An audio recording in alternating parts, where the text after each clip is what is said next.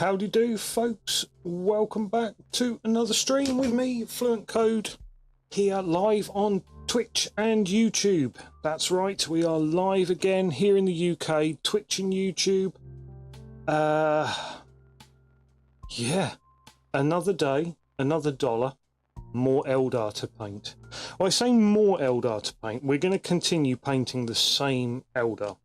I'd really like to try and get a little bit more progress on these lovely dudes. This is our first Guardian squad that will make up, you know, a good solid core of the army. We've got 2 Guardian squads to do, along with a Guardian weapons platform, a couple of scout squads, and then finally the what am I doing? Use your words. Use your words, Fern. Use your words. The War Walker, the Viper, the Warlock, etc.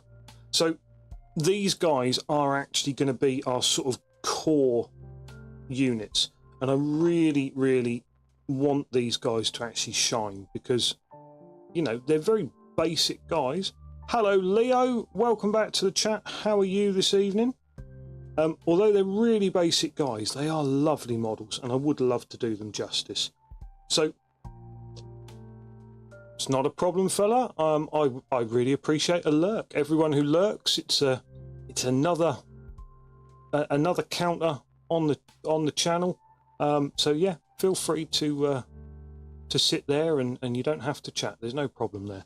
Oh, I've just forgotten my my lucky hat. Must put that on. So yesterday we started painting these guys. We haven't got terribly far so far, in that we kind of hit a little bit of a roadblock, and that little roadblock was how we are going to proceed with doing our weapons. Following our test model recipe would be this, where we undercoat these guys in Mornfang Brown, we then do a mid layer, and work our way on that. However, I'm not happy with that. It's a massive amount of work. Every weapon would need, what would it be? 1, 2, 3, 4, 5 layers of paint on every weapon, and it's just not something I can afford to do. I don't have the time for it. So I came up with a bit of a compromise. We took a couple of our unpainted test models, and we looked at them and we said, well, actually what we could do is we could make sure that we've got an undercoat on each weapon of Wraithbone, like these are sprayed. So these were originally sprayed in Wraithbone. We can make sure that we have the weapons undercoated in Wraithbone, and then we could come along and give them, just bashing everything about there, give them a coat of Agrax Earthshade, which a thinned coat of Agrax looks terrible. Not going to do that. We're not going to go with a thinned coat. It looks awful. What we could do though is we could do this, which is a just pure coat of Agrax on there, or we can play about with one of these methods, which is to hit it with a bit of a coat of, I think this is Skeleton Horde. So I think that's what we might do now. Are we going to do these, or are we going to sort out the blue? I'm very tempted. Both of these have big stains on the underside. Unfortunately, that is very much the nature of using these kind of paints. We will be fixing that. This is not its final form. We will be coming back and putting a coat of Wraithbone over the top to highlight it, and a a final highlight of basically white, and we'll be looking for an effect much like this, where we kind of try to go for a sort of striated bone style effect. Unfortunately, this one I had the angle in the holder a little bit wrong, so I was struggling to get what I was trying to achieve. But we will be looking at taking them a little bit further than just putting a coat of wash over it. So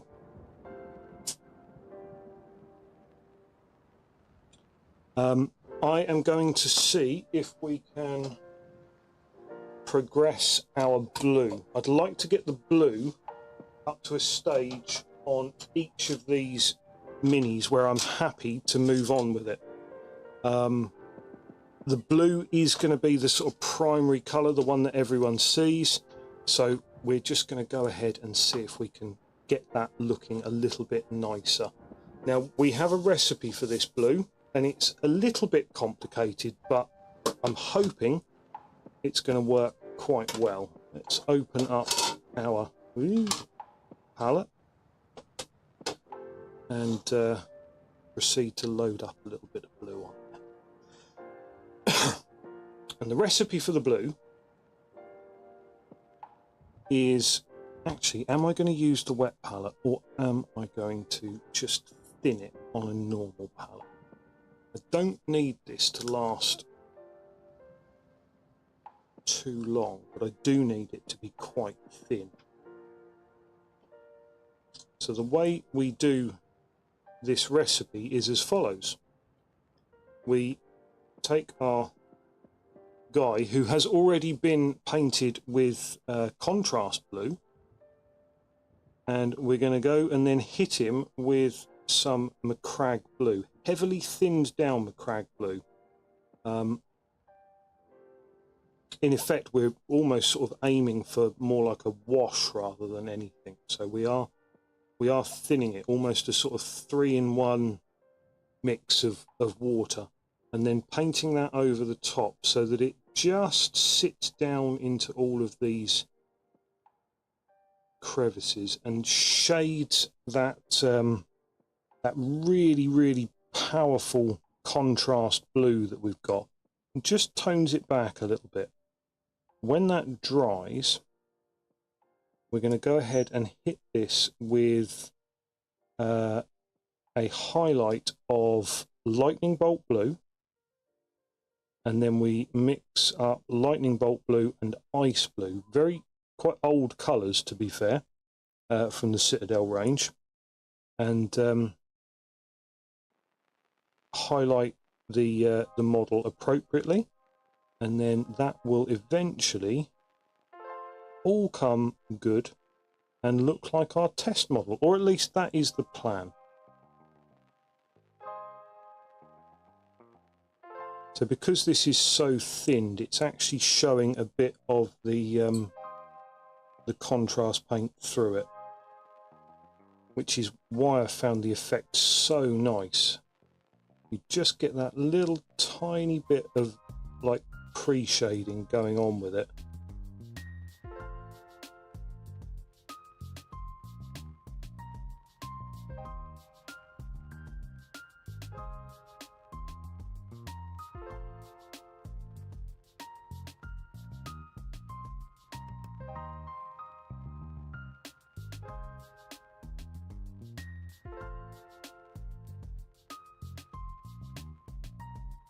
Because that is the base contrast color is such a gorgeous blue, but it's just not a solid enough color from the contrast. It stains, it wavers. You've got, you know, pools and puddles, and I can't see a way to get it to go on and stay on evenly.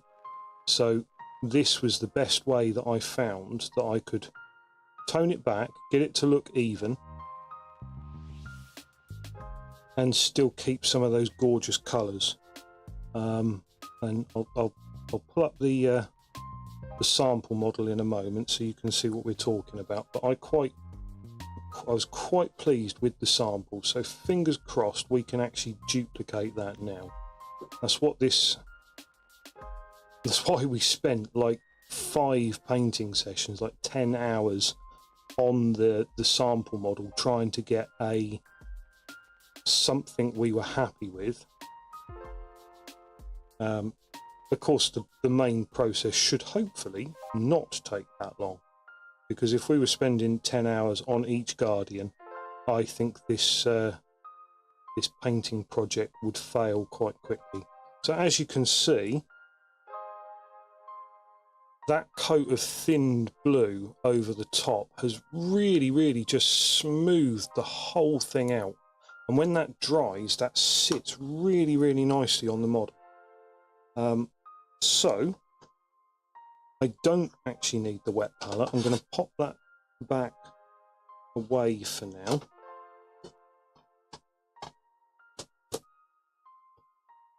We'll seal that up before we finish for the night, if we don't use it. So all I'm going to do is just keep using this Macragge blue, keeping it nice and thin on our palette here. Keep adding some water to it, keep adding some paint to it, so we've got a bit of a pile of paint there to dip into. And we'll just paint all of these with that thinned down blue over the top. This one here, as I say, we're going to come along and we're going to put Wraithbone over his gun as a full-on coat, not just a highlight. We're going to paint that in Wraithbone, and then we will come along and hit it, I think, with something like Skeleton Horde, followed by a Wraithbone highlight, followed by a white highlight, because we need to simplify that recipe that we had. I know we spent forever getting the recipe right, but we do need to simplify it a little bit, otherwise it's just an unachievable goal. Or at least it is with my attitude to things.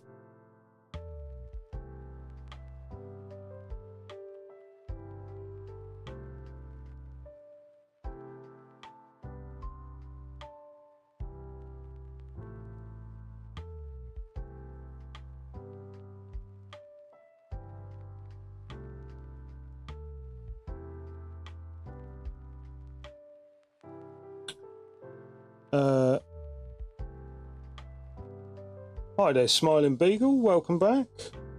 Are you inexperienced? Are you saying dry brusher or air brusher? Because dry brushing I've done a fair bit of.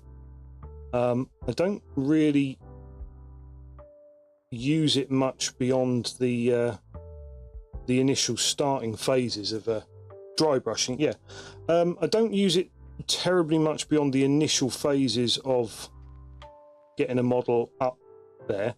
Are you sort of suggesting it for the weapons? Are you suggesting to maybe go with a brown base and then dry brush over the top of it?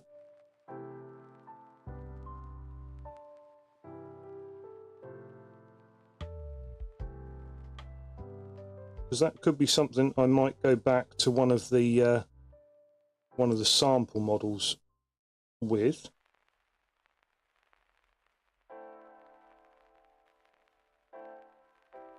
Right. Ooh.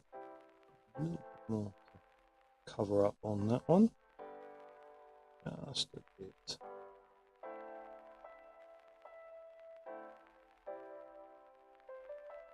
There we go. That's the second one. Yeah. It might be an idea. What I might do is I've still got my bunch of test models here. I might paint. Howdy Badger, welcome in. How you doing? A badger raid, a badger raid. Guys, anybody who hasn't joined with the raid, who was here beforehand, I do highly recommend Badger's channel. Please do pop over and give him a follow. Lovely chilled chap who occasionally paints stuff on stream. I know, it's mad, isn't it?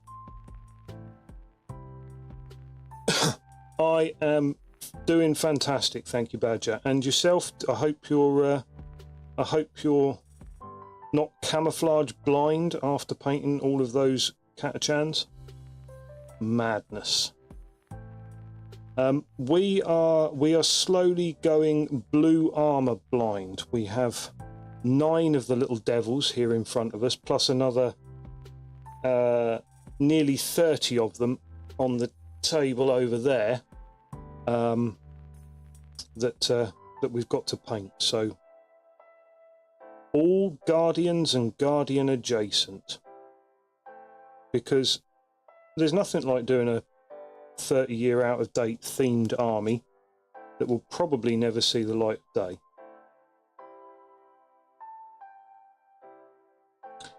Hey Lythius, welcome to the channel. Very much appreciated dropping in with a Badger raid. We do welcome all of Badger's cast-offs here on the channel. They are very much appreciated. We'll take anything we can get.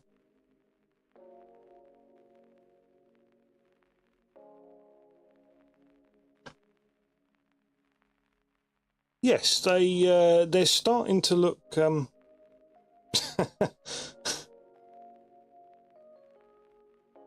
well, yes. I mean, a lot of the Eldar models haven't seen an update in nearly 30 years, but that's kind of beside the point. I'm not sure if Leo, were you here when we were discussing the actual army composition? Because this is an Elatox scheme. We're working up towards our test model here. We're hoping to try and get a whole army looking like these dudes, with some semblance of sanity left at the end of it.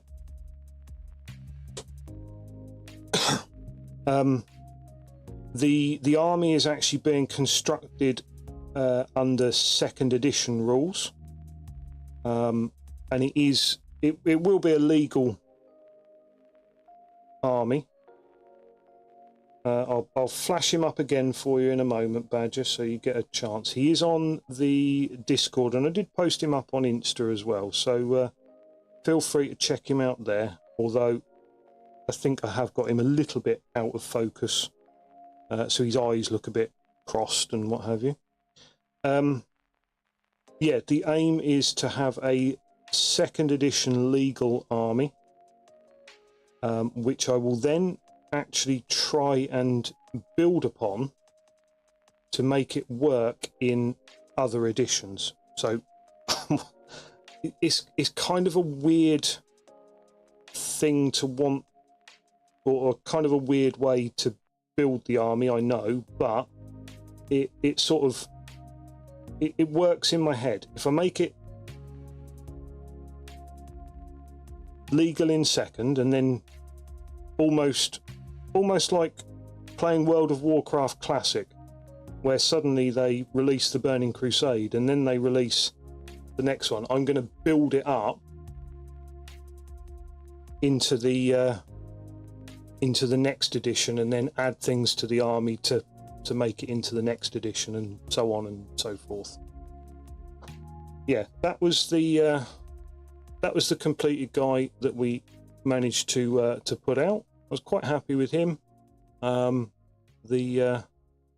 very pleased with the blue,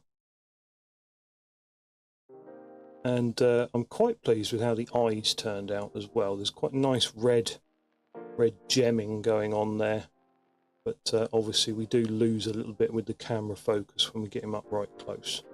But yeah, I was very, very pleased with that guy. So we are cracking on. Yeah, that's the intention. All of the weapons will be Wraithbone coloured.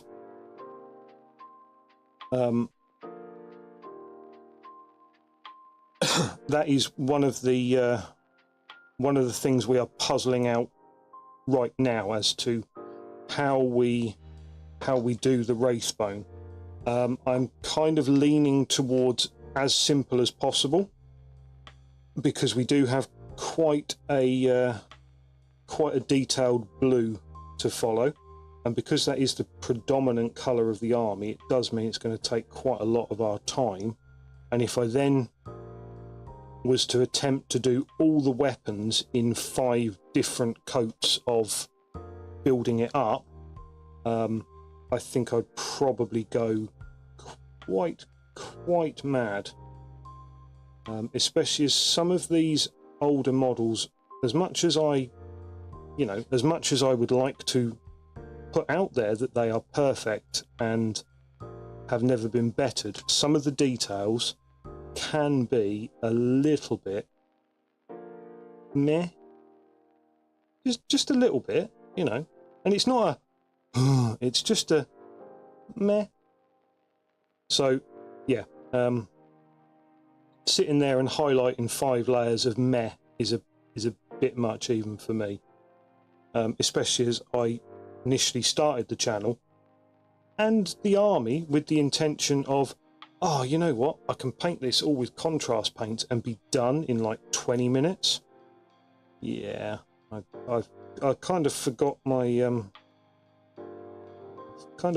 main mission priority here, and now we've turned into using actual paint and stuff like that.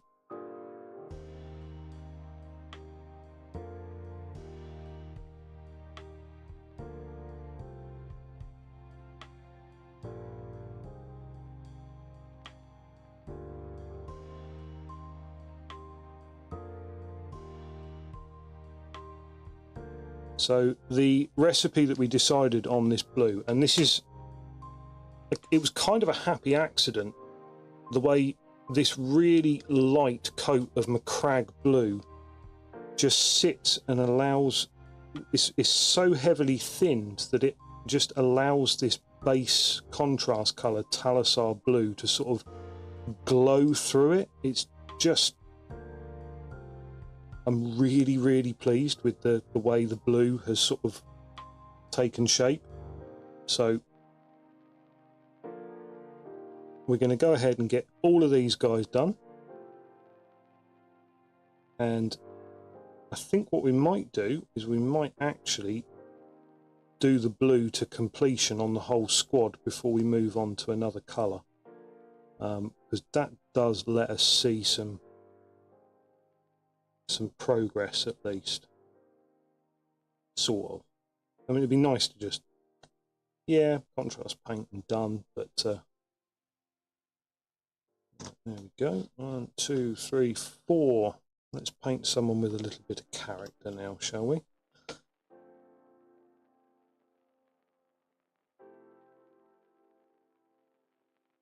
This is one of the I call them the armless guardians, because that's what they were. They were a torso with legs, and they came with a little sprue of plastic arms, a little sprue of plastic weapons, and you had to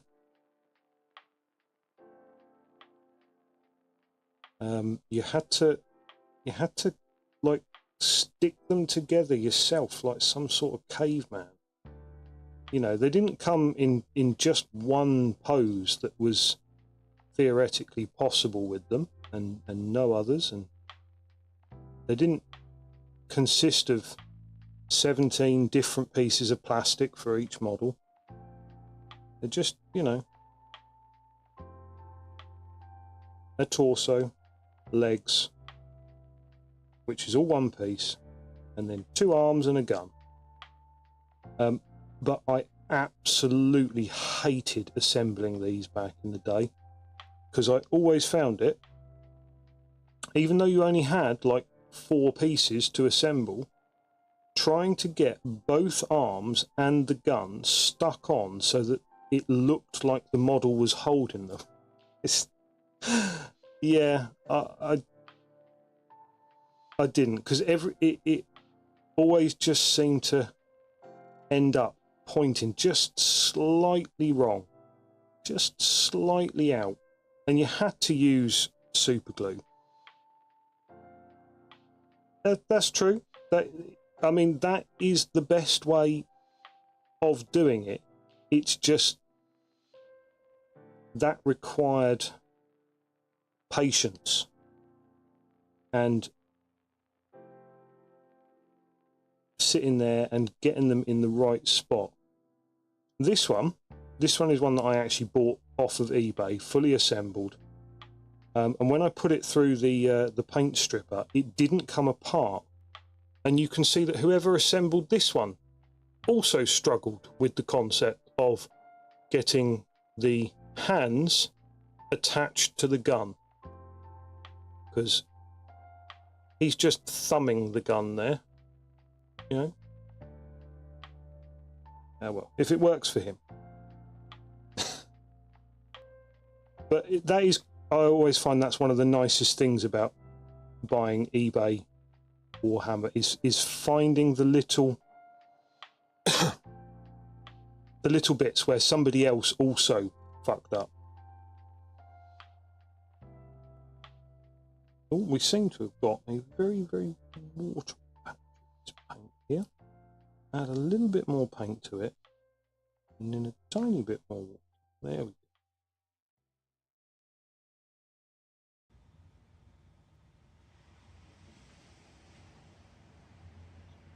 Yeah. My favourites are Facebook rescues. eBay rescues is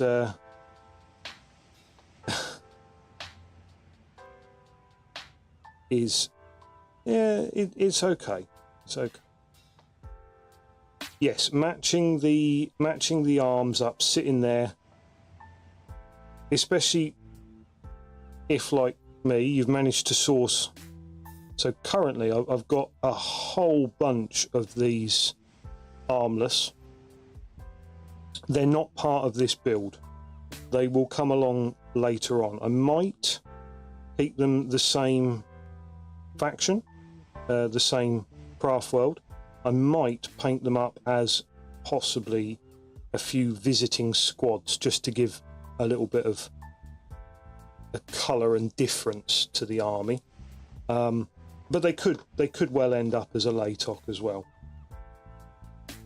But I've got loads of the torsos. I've got, you know, the torsos and the legs. But like everyone, I struggled with getting hold of the arms and the weapons, and that is how I sort of by magic stumbled across the arts, the mystic arts of 3D printing, and by extension the mystic and lost and very, very secretive arts of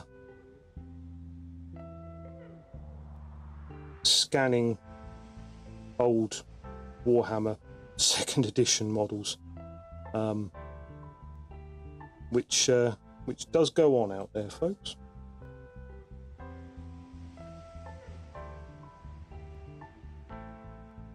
Oh, we've got a very, very thick spot there. I'm just going to see if I can add a bit of water to it to thin it out so that it... There we go.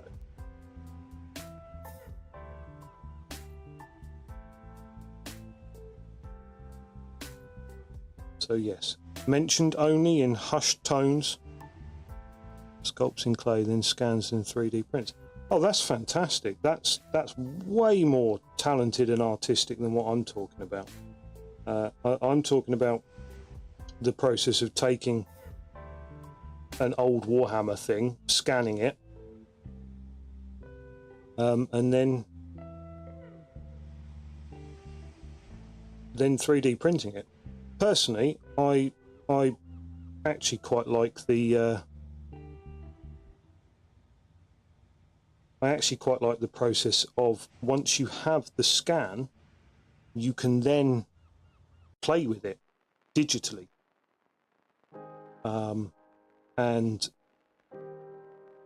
that's a lot of fun, and it gives you options that you would never want to do if you had to go out and buy the miniature off of Goldfish Blue or somebody on eBay and pay eBay scalper prices. But if you have the option to chop it up digitally, that's a lot of fun, and quite it's not simple to do, but it's not terribly hard either.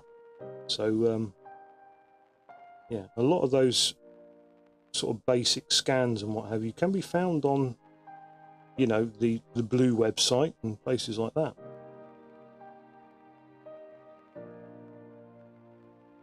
Not the Blue website, the Purple website, but not Twitch, because Twitch is a Purple website. The other Purple website.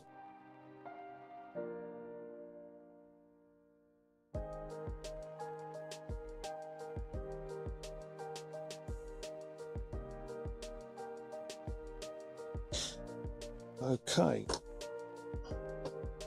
I seem to remember this process being quite a lot harder on the test model, so I am quite enjoying the fact that this is going smoothly and simply and actually looking quite nice as well. I was a bit worried that I fluked it with the Blue recipe on the sample model. I honestly, I was worried that I was like, okay, I'm not going to be able to replicate that. There must have been, a phase of the moon that allowed me to do what I did to the sample model, and we've moved out of that phase of the moon, and I'll never be able to replicate it. But this is actually looking quite solid, so I'm happy that we are going to be able to replicate it.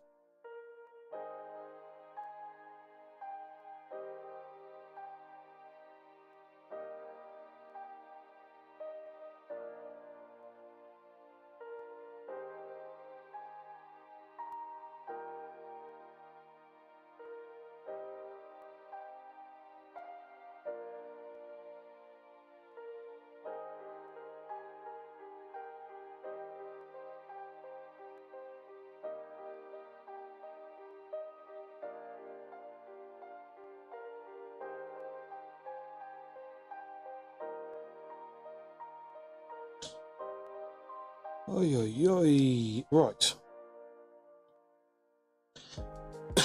It may not seem like a lot. I've seen people who batch paint far, far more models than 9 at a time.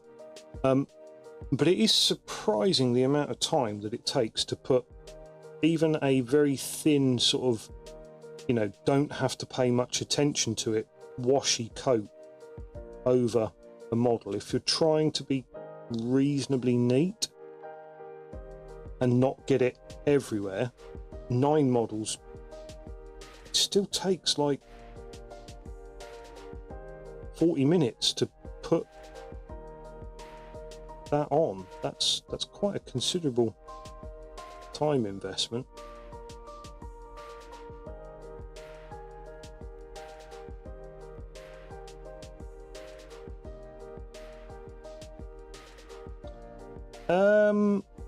Yeah, in effect, that's pretty much what we're going to end up with.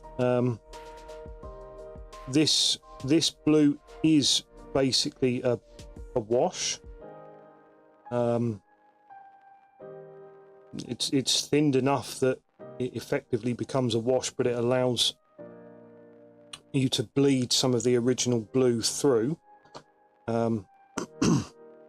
It's just that the original blue is a really, really powerful blue, and the McCrag just dulls it down enough. So yeah, it will be a case of we're going to do 2 highlights.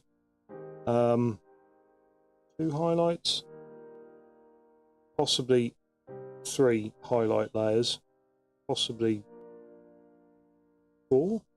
I can't remember exactly how many, but we will endeavour to make it look like the sample. I know that we did at least one coat with lightning bolt blue and at least one coat with ice blue, and I believe we actually mixed a couple of those in there at the same time, so there will be a couple of highlight layers, I imagine.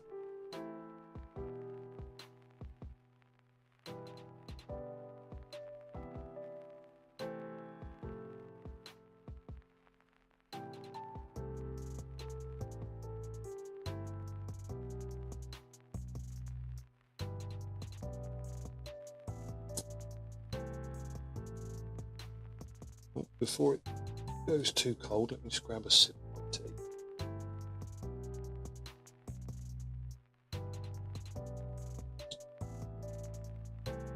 So Badger, if you're still there, what are you wanting to sculpt? What's going to be the next thing on Badger's desk of not painting things?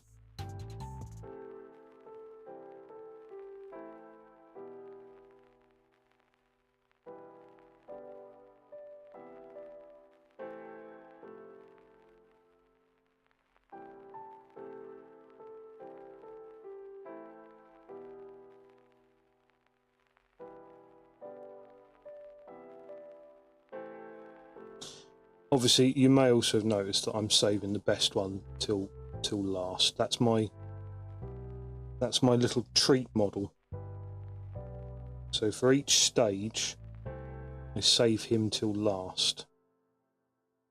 I'll show you who I mean in a moment. Because it's my favourite model in the squad. It's the sergeant or captain or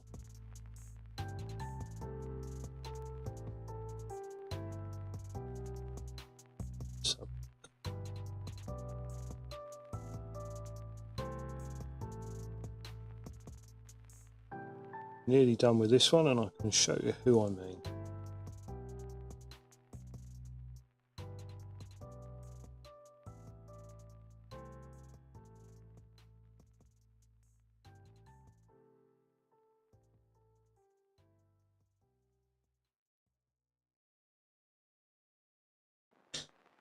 Right, that one. This guy, my absolute favourite, and in fact one of my all-time favourite Eldar models. I think he is just absolutely stunning. Just such a simple sculpt. There's not too much going on, nothing really complicated on there. He is one of the only models that I remember with double pistols actually sculpted on, which I think is a great shout. Although one of them is considerably smaller than the other one, so I don't know whether he was supposed to have like one catastrophically large pistol for I don't know, dealing with Marines or something like that, and then maybe a smaller one for Imperial Guardsmen.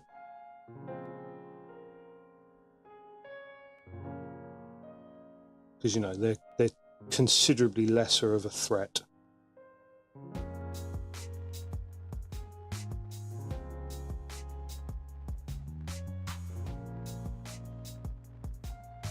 Right. This guy done. And then take a tiny little break to let them dry, because that's the... It's lesser of a problem using real paints than it is contrast, because quite often contrast paints can take ever to dry because they're so wet, although this coat will take a fair while to dry. Because I'm putting it on so wet, so thin, it is going to take a little bit to dry. So we will have to try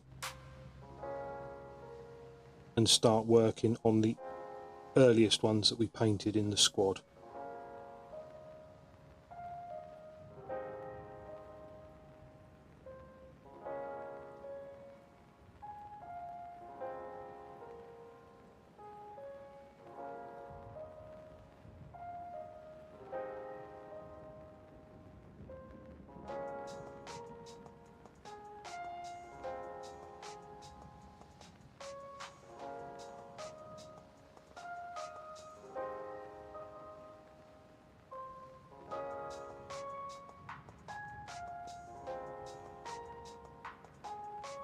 Right. Bit of leg armour going on. I do like the fact that they have quite a lot of chainmail. But as I pointed out the other day, imagine chainmail in your knee joint. That's not going to be comfortable, is it? Nobody's going to be doing any squatting down if you've got chainmail in your knee joints.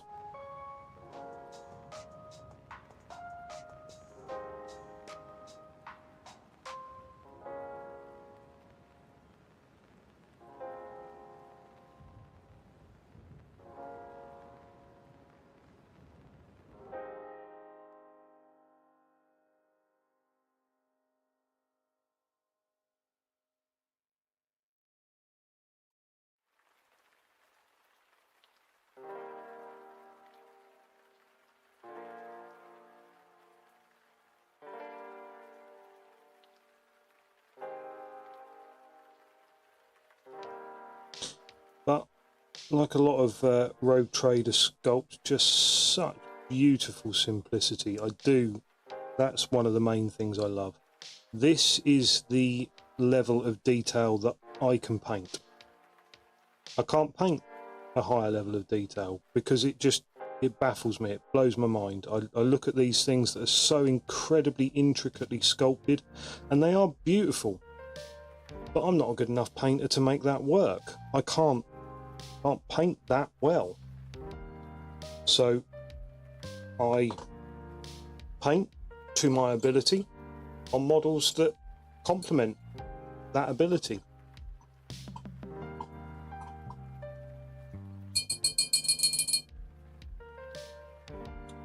Right, that's the blue done. The earliest ones should be getting somewhere close to dry. Let's have a look. Which one did we paint first? We painted the one with the Wraithbone weapon, I believe. Yeah, he is looking nice there. So you can see where that colour is just bleeding through where we've painted it over. It's almost like a purple. It's a really, really stunning blue, and it shows that up in the camera as well as to my eyes, which is good because quite often the camera doesn't reflect quite the right colour.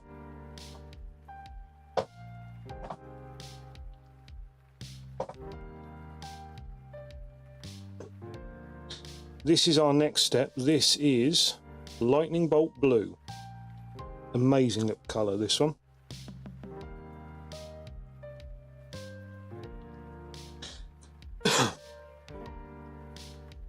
Now,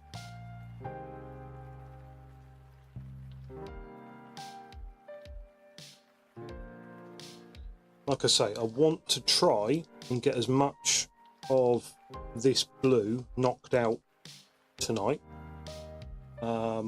We've got a little bit of time left to us, so hopefully we can get a decent chunk of it done. Now I'm going to have to bite pot because, as per usual with these hex pots, the lids are starting to degrade. Luckily the rest of them are pretty much okay. So I will have to look at decanting these pretty soon into a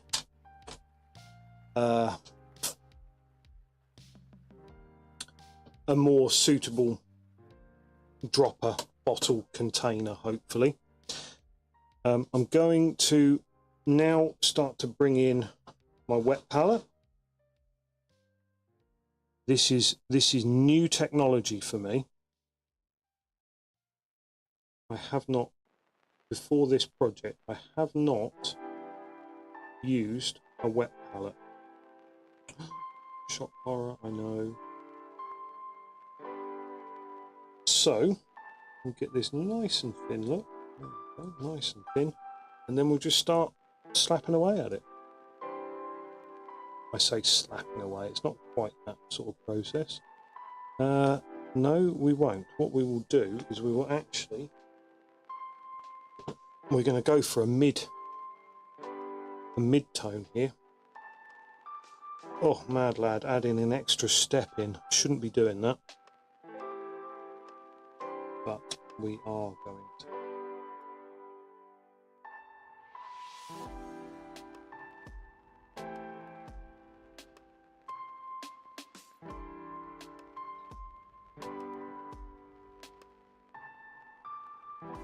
And the extra step is actually going to allow us to be a little bit more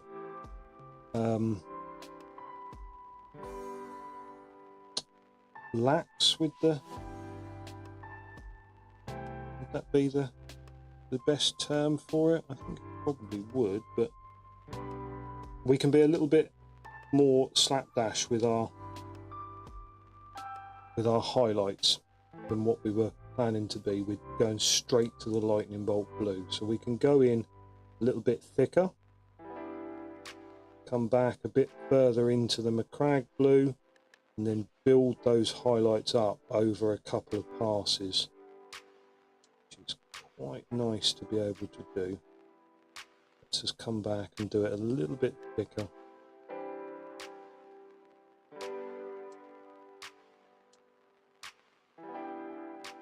And because we are going for quite thin,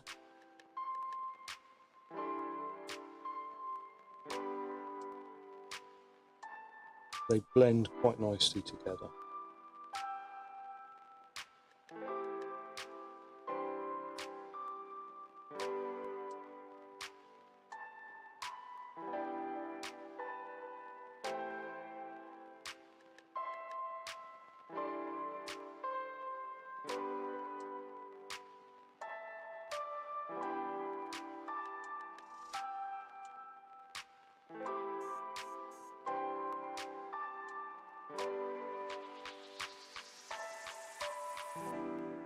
Obviously our main aim is to leave some of our base colour sat in the bottom,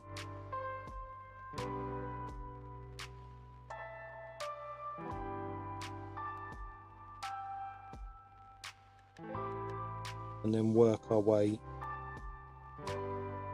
up from it. And we'll start actually adding in our other blues at some point soon. And then we'll start working on these highlights. I'm doing it again. I need to remember to work on camera. In fact, I think it might be easier if I actually change the zoom so that I could actually put this guy down on the desk rather than holding him up and relying upon my shaky hands to keep him steady. Although I must admit, I'm not actually doing too bad for shaky hands at the moment. Not quite sure what the logic there is.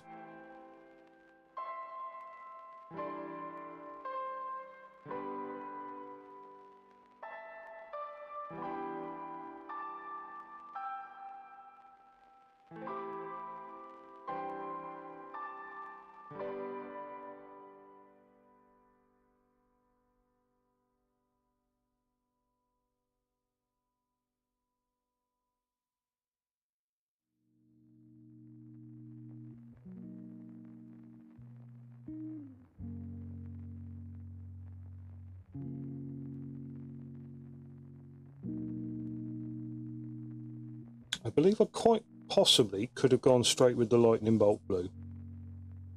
Don't know that this step was actually fully necessary. We're going quite light, we're going quite thin. So perhaps I could have actually avoided this step, but it should make for quite a nice smooth colour transition. So we'll leave it in for now.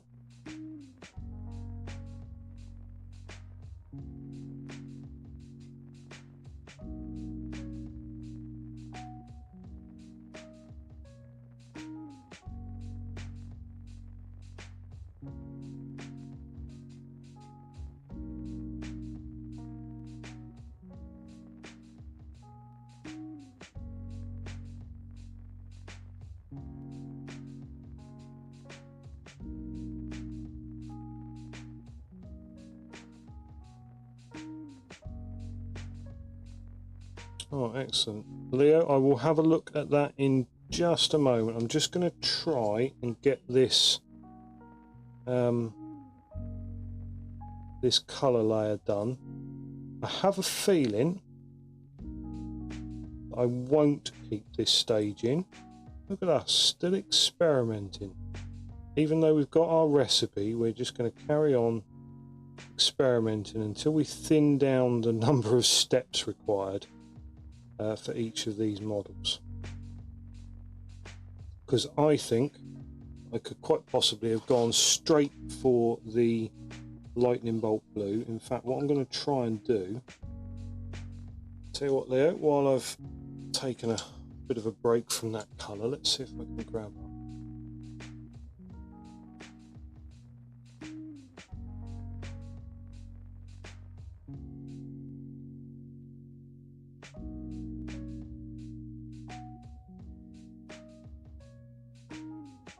Nice. Nice. I do like that.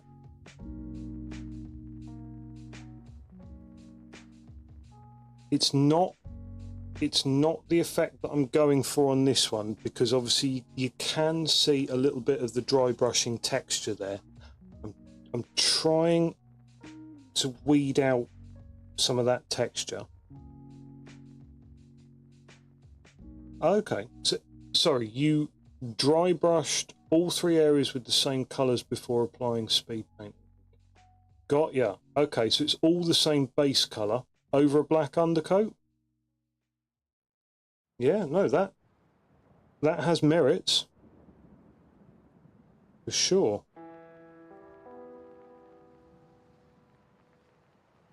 Yeah, I think I should have definitely just gone straight for lightning bolt blue. The colour transition on the other step where I'm mixing is just too low. It's just not quite punchy enough.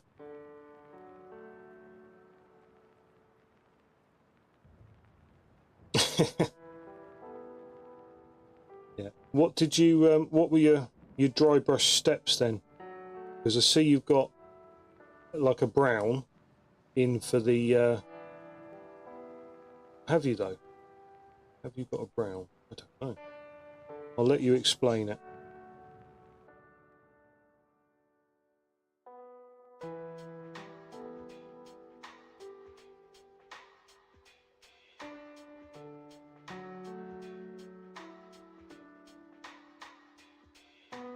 I must remember I've got all of these models here that are actually in my spot. Tell you what, let me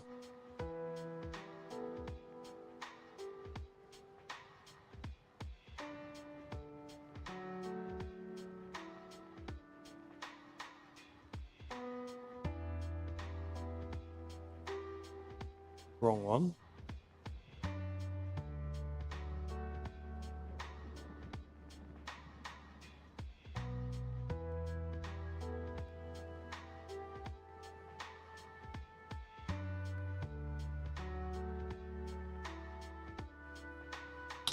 Okay, so we can actually do this a little bit more zoomed in so you can see a little bit more of the action, but you will have to shout at me if I'm off screen, because obviously I've got less screen to work with now.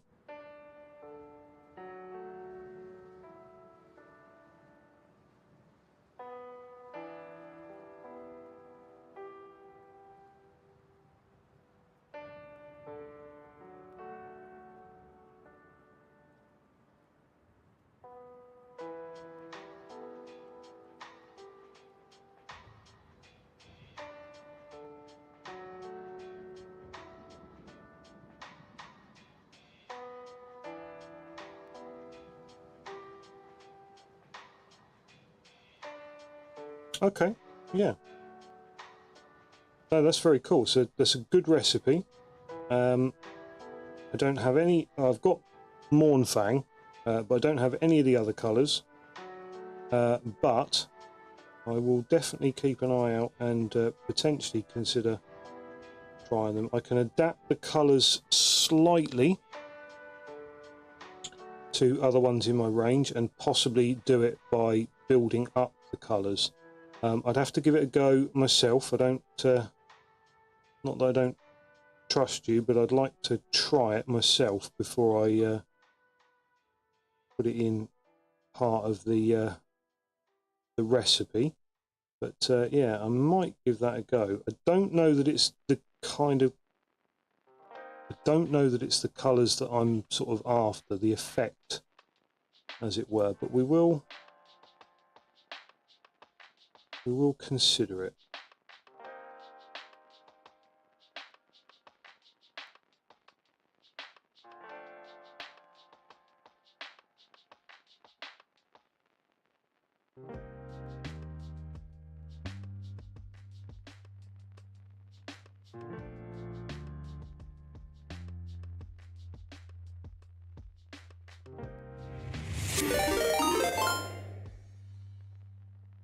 Caveman, welcome to the stream. Thank you very much for the raid. Very much appreciate it. How are you? How was your stream? I hope you had a good one. What were you up to this evening? What were you streaming?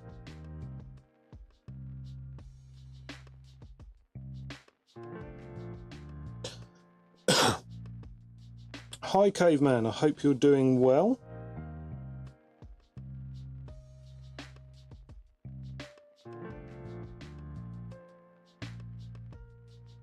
You join us as we are painting some old Eldar, some very old Eldar. These are 2nd edition era Eldar Lasgun Guardians.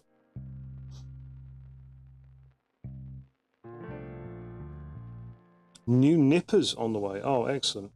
Always nice when you get new hobby tools. What have you gone for?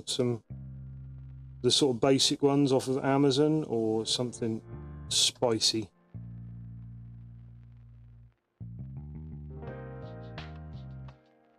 Oh, okay.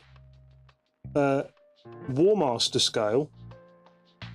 I miss Warmaster. What a game Warmaster was. That is a blast from the past, but such a fantastic game.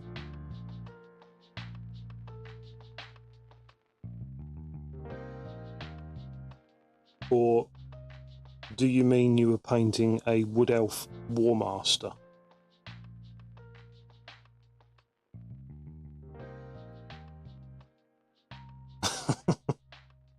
Yeah, that's fair enough. Fair enough.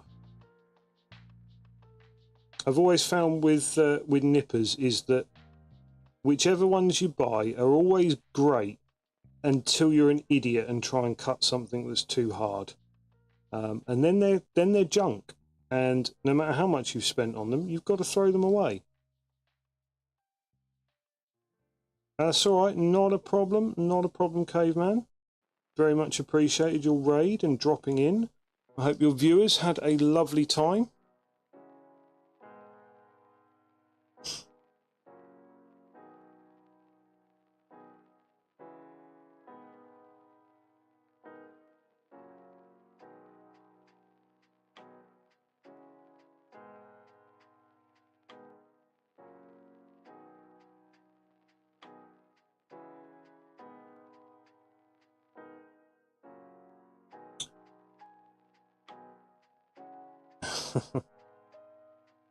Yes, Leo. Okay, no, that's really cool.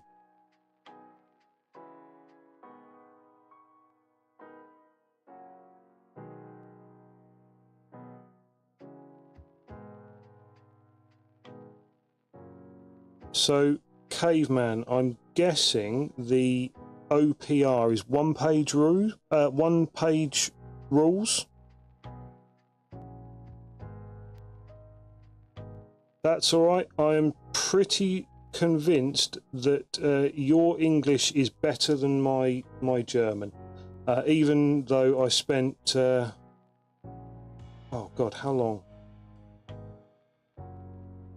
Nearly 5 years doing German. I'd forgotten all of it almost as soon as I left school.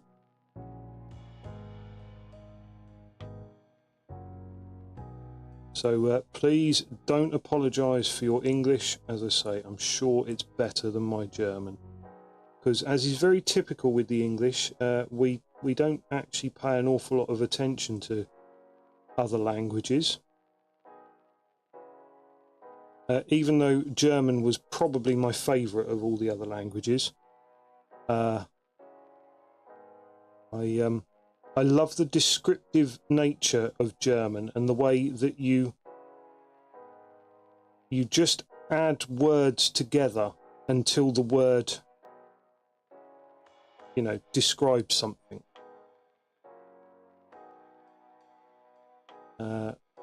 You know,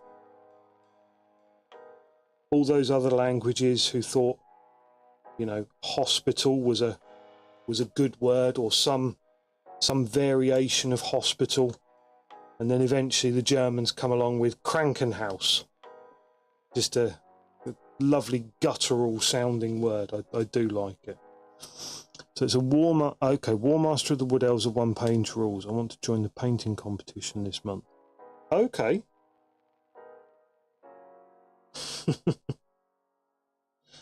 The painting competition, is that a painting competition for 1 page rules? Because I mean, I'm not terribly familiar with what's current and interesting in the hobby space. It's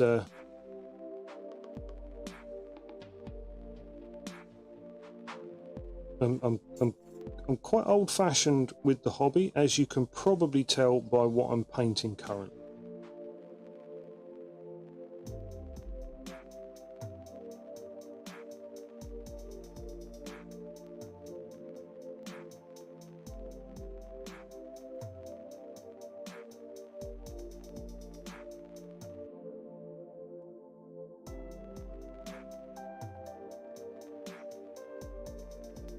Oh, okay. So even that in itself is a bit modern and fancy for me. Patreon. I have heard various good things though about 1 page rules. Would you recommend it? Is it a good system?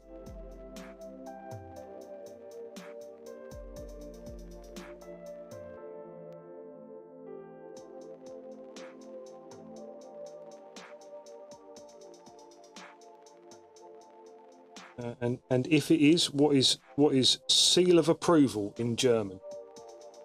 Okay, faster than any version of 40k. Well, that's probably,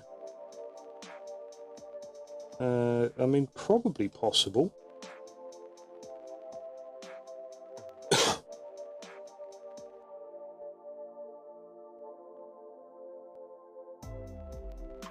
Not sure that necessarily faster is always better, and there have been some quite good versions of 40k.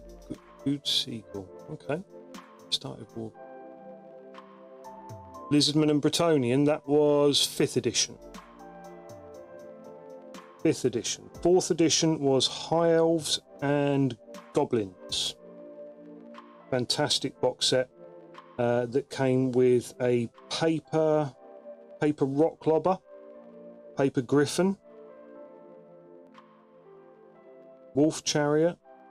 Fantastic times, absolutely amazing times.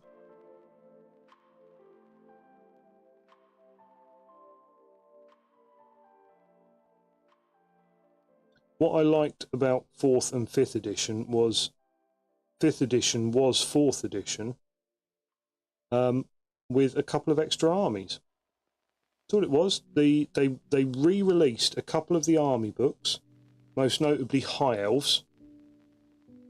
Oh yeah, they did a magic box for both sets as well. Warhammer Magic and Warhammer, was it Warhammer Magic and Warhammer Battle Magic?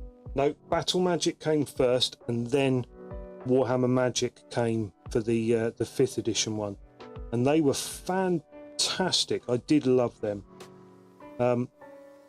The Battle Magic was widely regarded as the better one because it kept all the colour colleges for the Imperial Magic.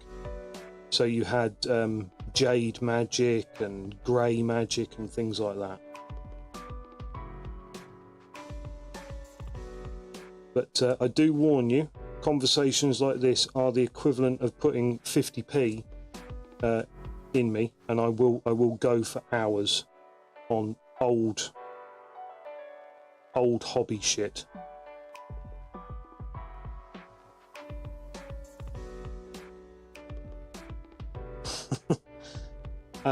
Well, it's not necessarily the good old times, but it's the times that I remember and can most relate to. So, you know, I have realised there was a certain amount of rose-tinted nostalgia that possibly wasn't warranted. There were things that were terrible in those game editions.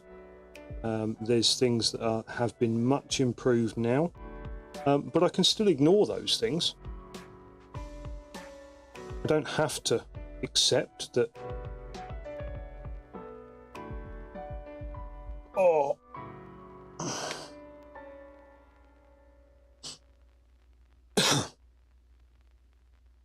Oh, this blue is starting to give me concentration ache. It's all right. We are powering through. Well, I say we're powering through. We're starting to slow down a little bit with these highlights, but the colour is starting to come together a bit, I think. Just want to get enough on the backs of these legs to allow us to emphasize the calves. And then I think I'm going to pop him down as well. 1, 2 and 3.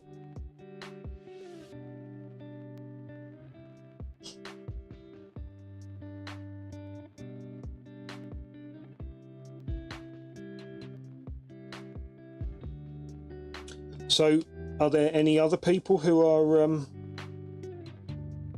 going in for this competition, Caveman?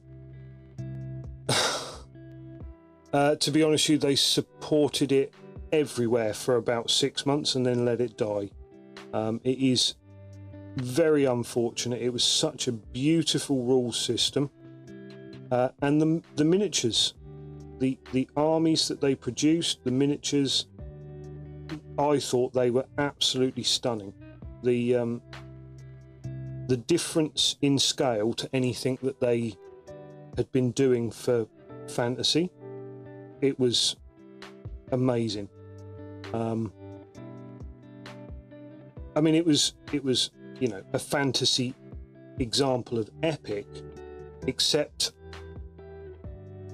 they there was something about Warmaster that I think elevated it above most of the epic stuff. Epic, I felt, was quite generic, whereas I don't think anybody had really tried a fantasy style game at that scale before.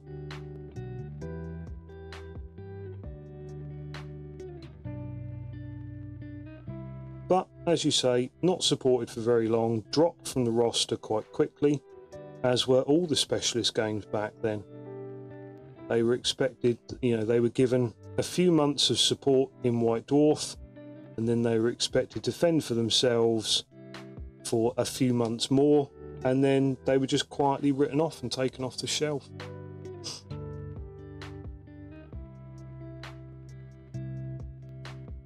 You know, you look at Mordheim. Mordheim was just such a fantastic game mode. And again, just removed from sale, dumped fairly dispassionately.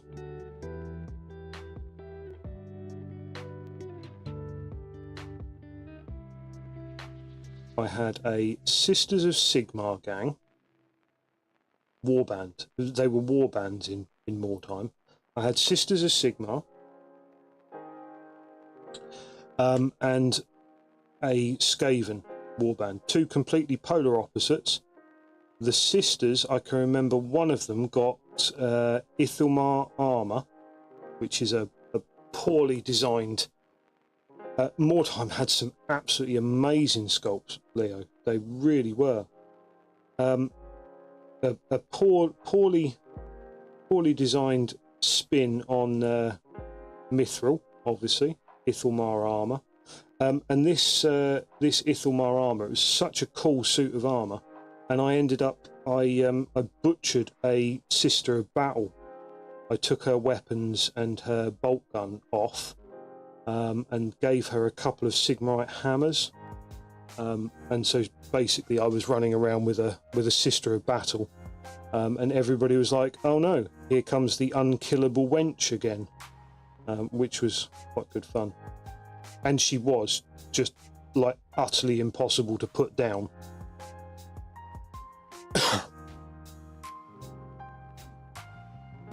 I mean, criticising their design decisions is not necessarily bad-mouthing Games Workshop.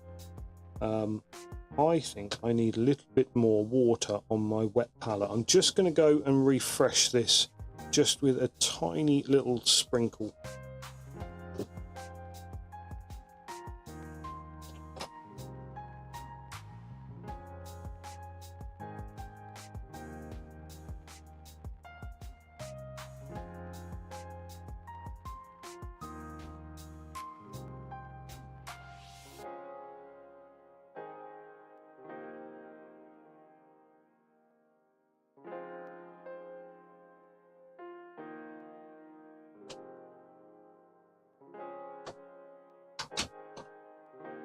Right, now I am,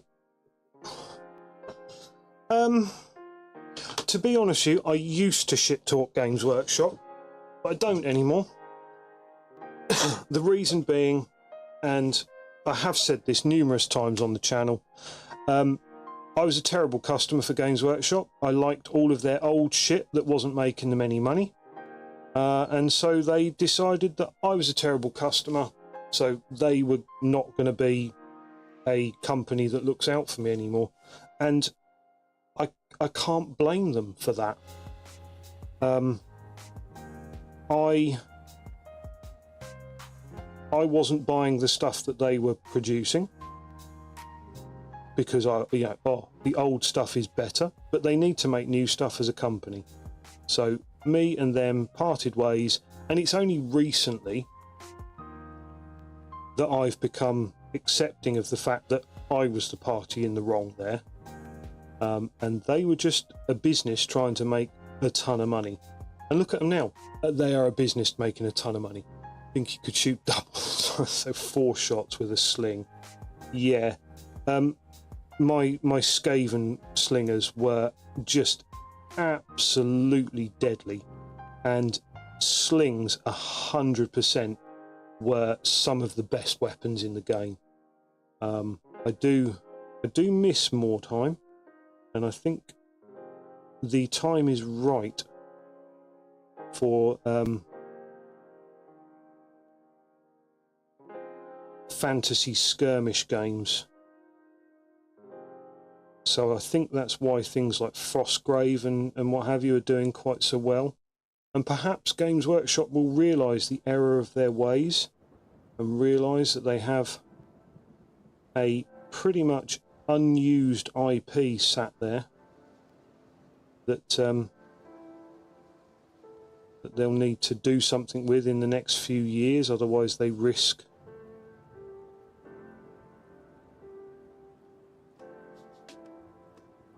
they risk the status of the IP. I don't know quite how it works anymore. I think they can probably just sit on it for years. What happened in 2015, Caveman? Oh, is that end times or whatever it was when they Age of Sigmar'd it? Right, yeah. Well, yeah.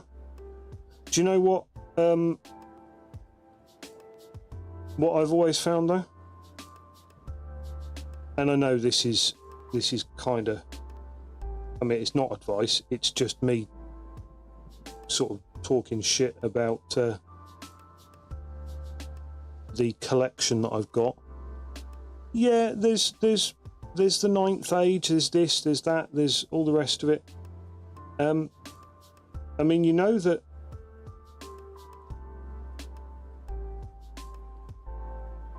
fifth and sixth are complete full editions that need no updating, that all the army books are out there in the wild. There's loads of copies. You know,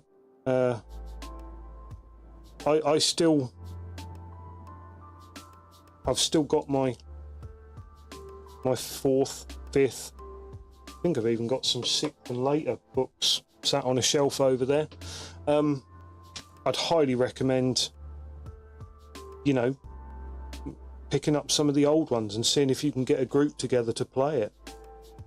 Yeah, Warhammer 9th Age is a thing. Give it a look. I can't remember who put it together, but it is a wow, that brush that I've been using is a very weird brush.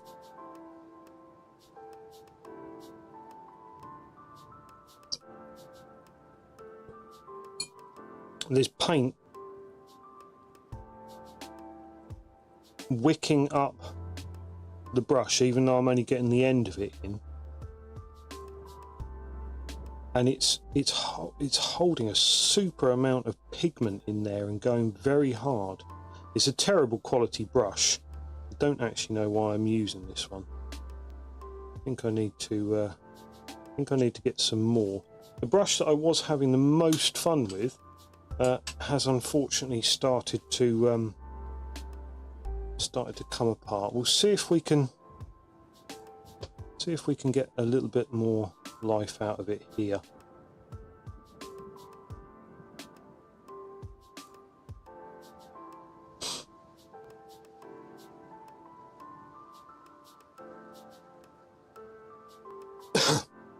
Yeah, it was quite a good take on things. They did actually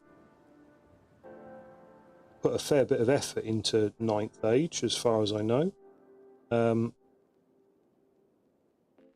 it is, I believe, like feature complete. There's no more plans for it. It's all there, which is what I think the beauty of the older editions are.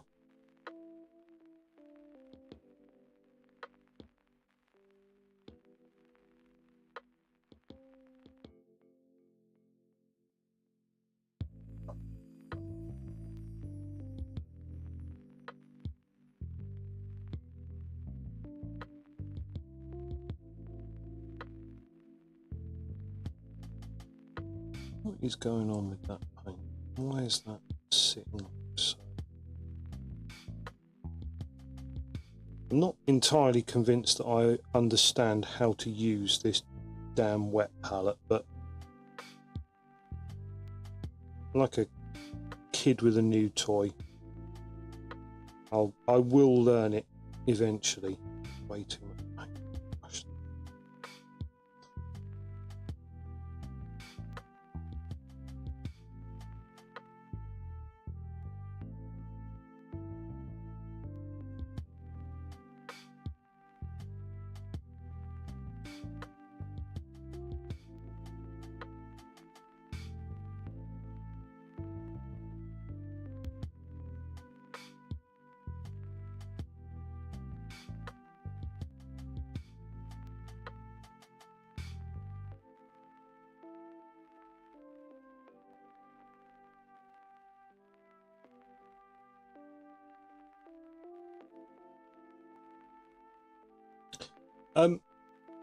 Caveman, by all means, please do pop a link in the chat, and if you have a Discord or an Instagram where you're showing off your work, please do so. I'd love to see it. I will.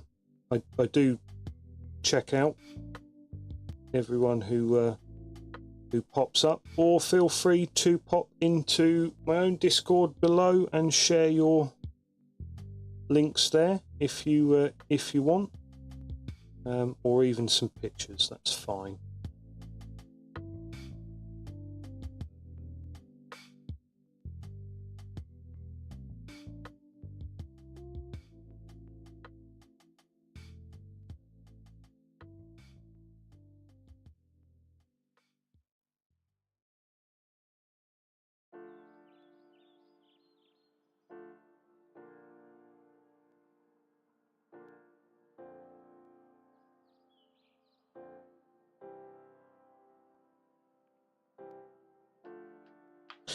Well, whilst I said it would be nice to finish this blue, it is actually now starting to drag a little bit. It's quite a complicated little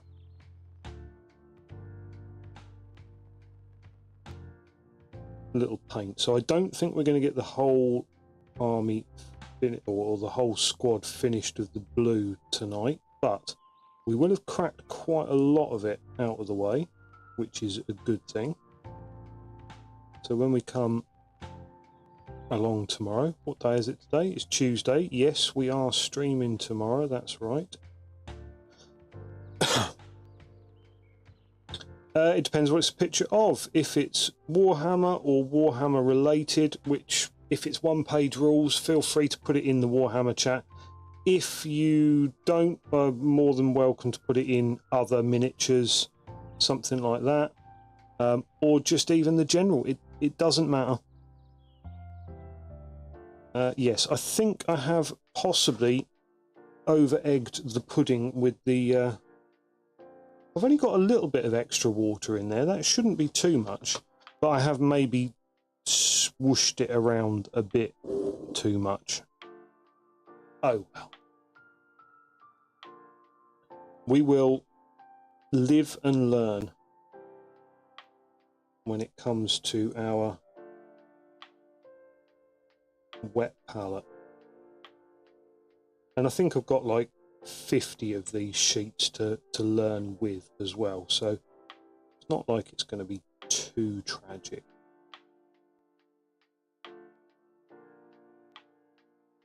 Okay.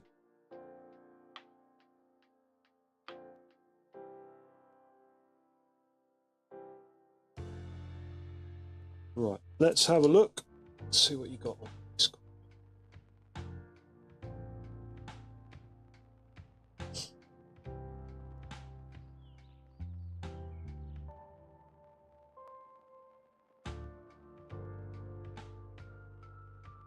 Hey, I love that squirrel. That is fantastic. Absolutely gorgeous miniature.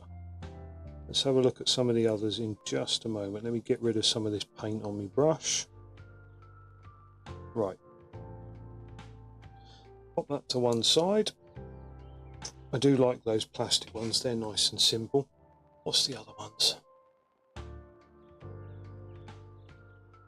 Oh, he's tiny as well. Absolutely minute. Look at him compared to that orc.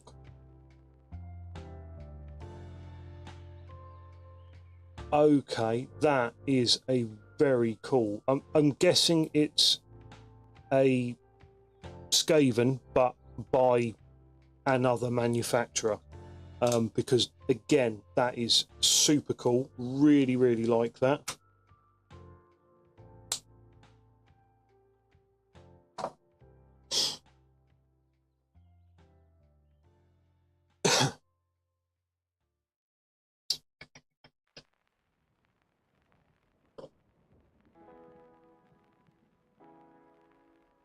A buddy from the high, it is just a buddy from the High Elf fleet of one-page rules. Okay, awesome. I mean, I will endeavour to have a check out of this. Obviously, I do find myself with limited hobby time, and there's just so much hobby out there to take that time up. I always find it quite difficult to actually go, yeah, I'm gonna try something else or try something new. But I suppose if they take the game system that you've been playing and decide to wreck it, that's oh, I get you. The squirrel is a buddy, right? Got you. The Skaven is also one of their first named heroes. Nice, right? I see. Oh, of course. Sorry, I haven't actually shared the page on stream. Ooh.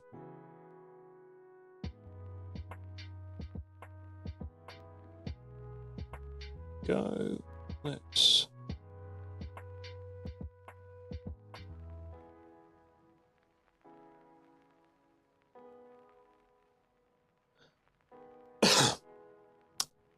That's very cool. I do like that. The base, is that actually wood or is it resin, or was that does look like a piece of plywood. I like that. And then the squirrel. Yeah, very, very cool little miniature. And little miniature as well. Love it. Excellent. Excellent.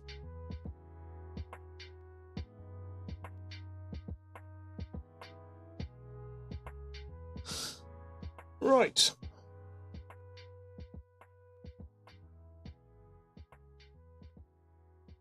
Oh, that's cool. Yeah, I like that. That's a nice little touch.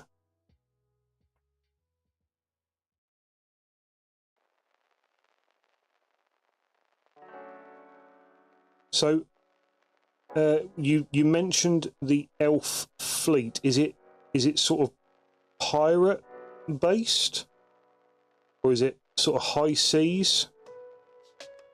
Because that very much reminds me of the other forgotten Warhammer IP of a Man of War, which again is a real sort of blast from the past.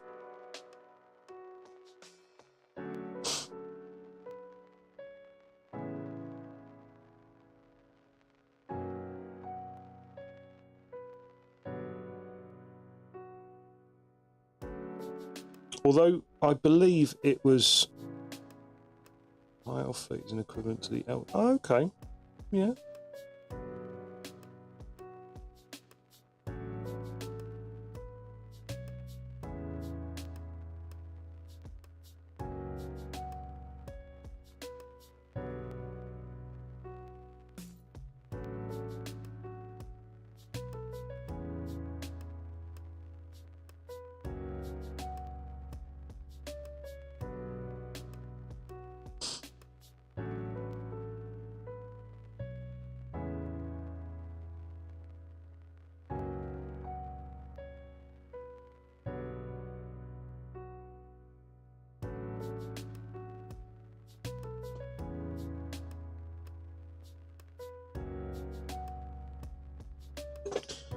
I think my computer is making an awful lot more fan noise than normal. Might have to get down there and clean it out over the next day or two, because the weather is starting to get a lot warmer.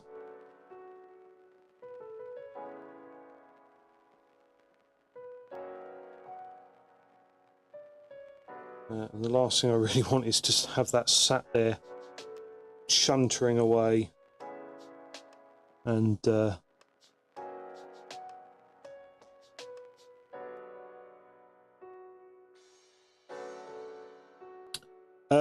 I do own a 3D printer. At the moment it is packed away because I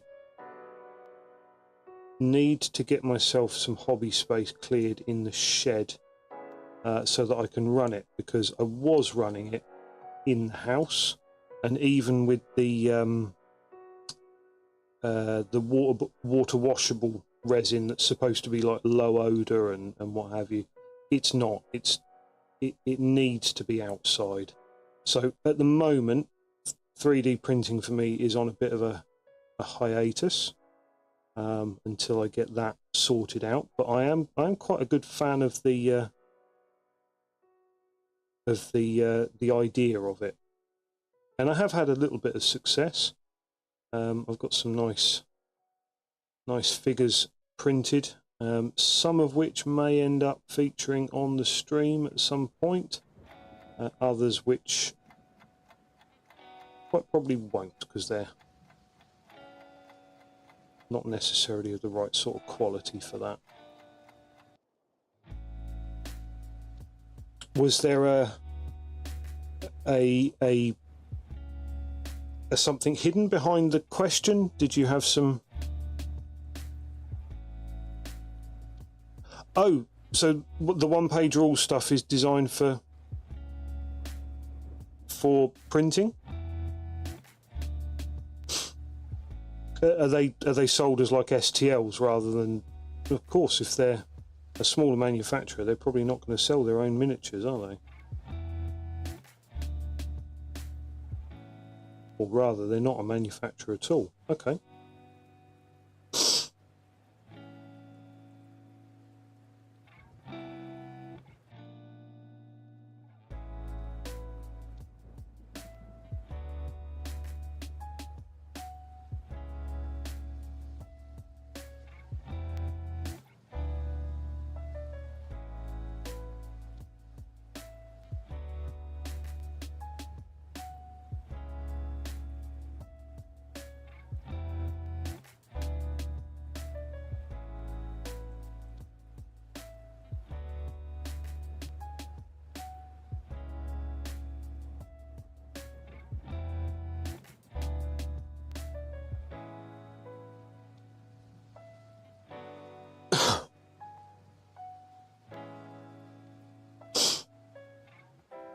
A starter box for Grim Dark Future.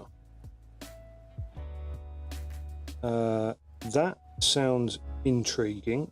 Is it a sort of one-page rules sci-fi? You know, what might be considered a sort of Warhammer 40,000 adjacent version? Yes, of course it would be. There was me hoping for a different manufacturer to do a Dark Future style game when I've just realised that I'm talking about Gaslands.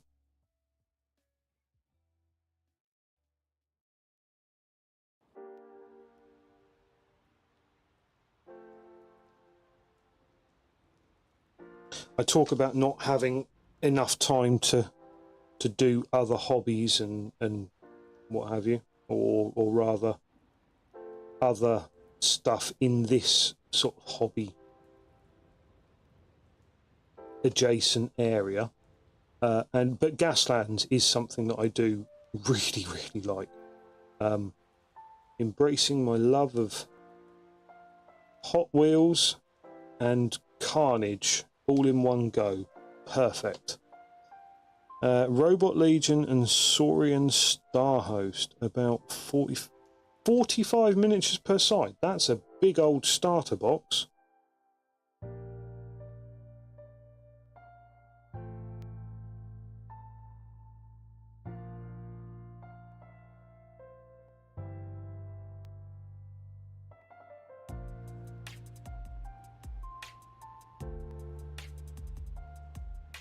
This sculpt appears to have a lot.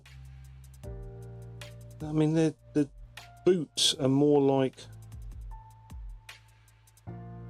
they're quite weird. It's almost like they're sort of soft boots, almost. That makes sense.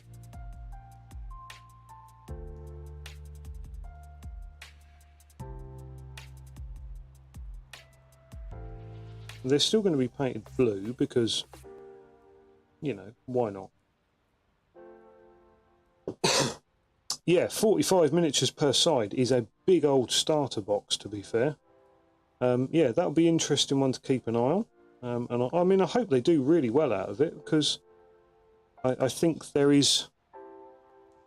I think the best thing that could happen to the hobby right now is for a really strong competitor to come along and teach Games Workshop that it needs to be competitive again. Yes, this is a metal miniature. This is probably, when did they release these? Early to mid 90s. Yeah, round about then. But yeah, I feel that the best thing that could happen to the hobby space right at the moment is for a serious competitor to come along and teach Games Workshop that, you know, you used to innovate, you used to be competitive. You used to have people out there, you know, there was Warzone, there was Ralpatha, there was Grenadier, there were all sorts of other miniature companies. There were companies that produced games like Warzone and stuff like that. And you had to be competitive, you had to compete, you had to see them off. Well, you did. And then you turned into a big, gigantic monster that sort of viewed profit above all else. I'm not down talking them, that's good. But some of the aspect of,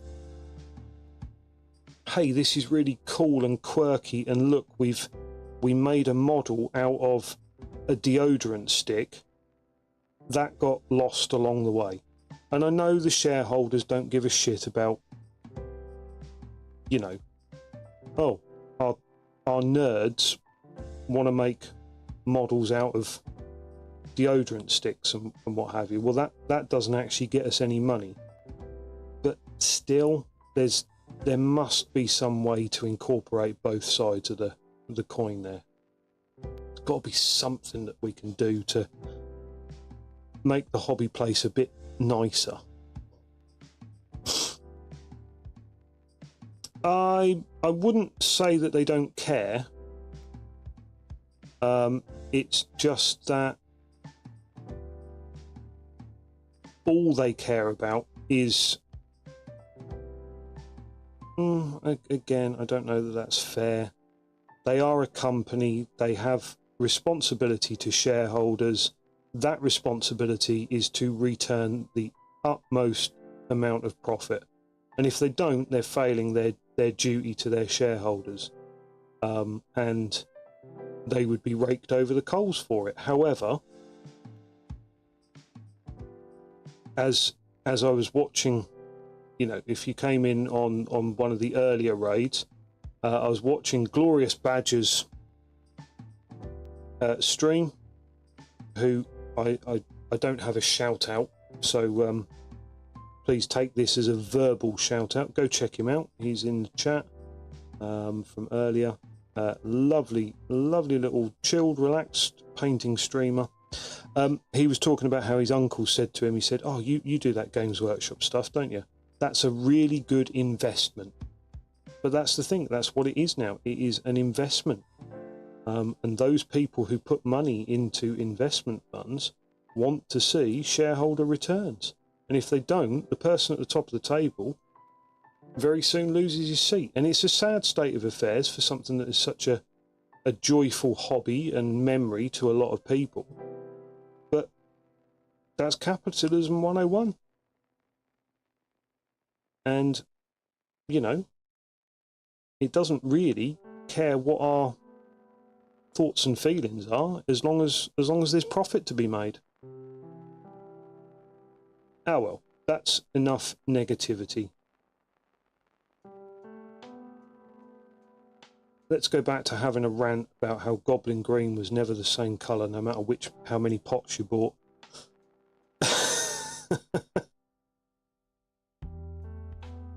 Oh, I've also promised myself that I won't have any more Goblin Green rants on the channel, at least not for a couple of months anyway. Try and hold off. Resist.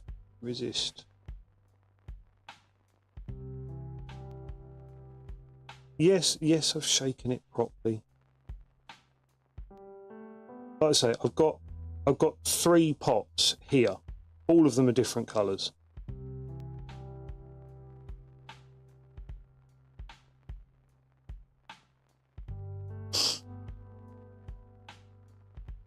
And every pot that I have ever bought has been a different colour. They're all different colours. So when people go, it's not Goblin Green, go, show me what Goblin Green is. Oh, my back is going. I think that we are going to be able to put this colour on all 9 of our Guardians. before you ask, yes, I know 9 is a difficult number for a squad. However, that's the number that we ended up with in our army list. I will share the army list with you guys again at some point, because we are building this to be a 2nd edition legal army, and then the plan is that we'll come along and put additions into the army to make it a 3rd edition legal army, and so on and so forth.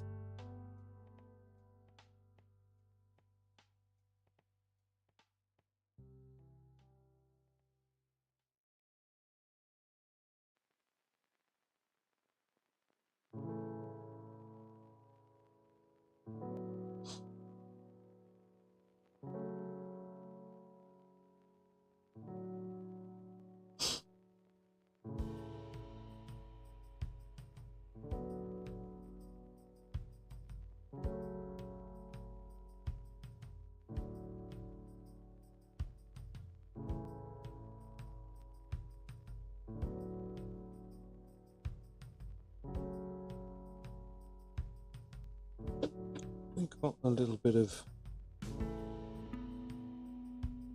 something catching.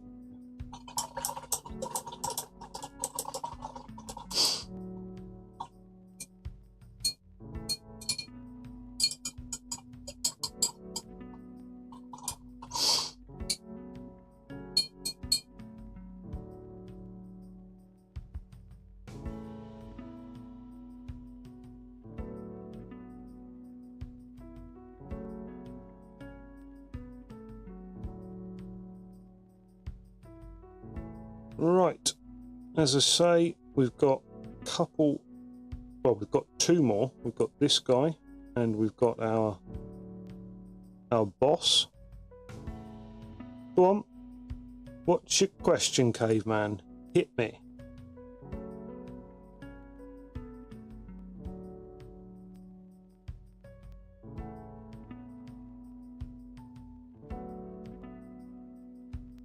Okay.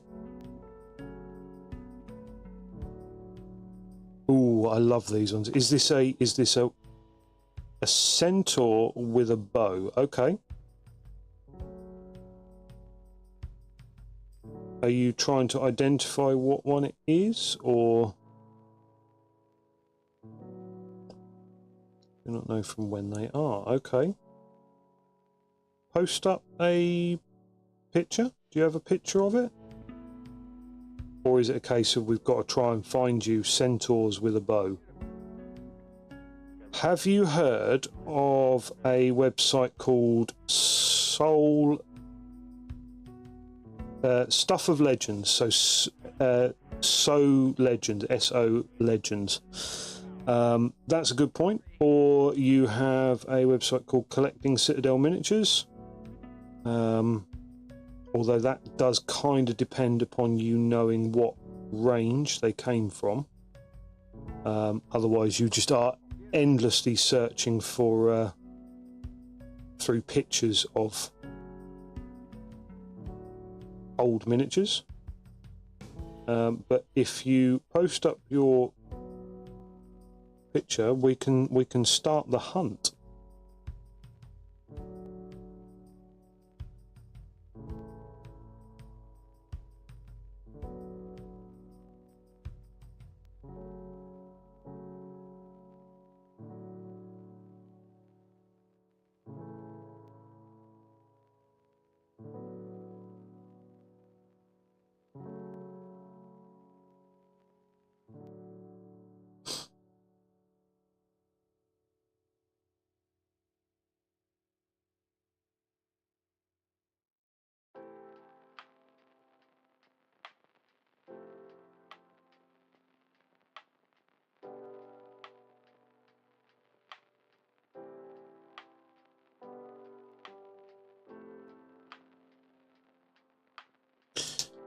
Oh, is it up? Is it? Let's have a quick look.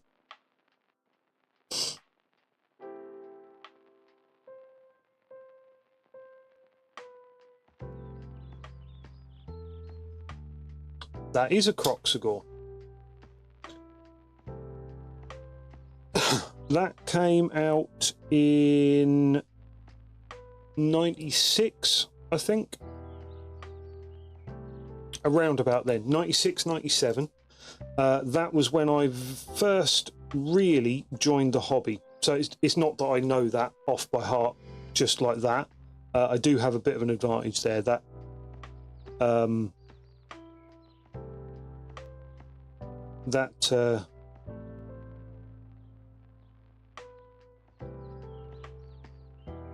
I need to make a picture of the centaur. Oh, that's not the centaur then, I guess. Yeah, there's us going, yeah, well, of course it's a Croxagore. Well, yeah, that's because it's not the picture that he's talking about. Okay, a centaur with a bow. I think we're going to need to see a picture, Caveman. So feel free to dig one out and post a picture up, and then we can have a look at identifying it. I do love a good mystery, a good puzzle. So I'll be more than happy to spend a little bit of time looking at it. There was me, really proud of my knowledge of Croxagores. But that was only because, like I say, that Croxagore model that you've posted up came out just about as I was joining the hobby for the first time. Say joining for the first time, because I've dipped in and out, come in, come back.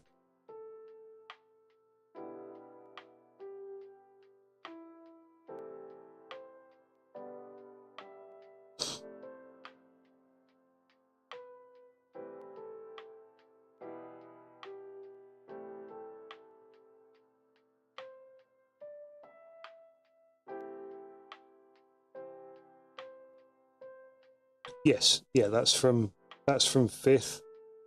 All lizard men. There were no proper lizard men models in 4th because they launched with the release of 5th.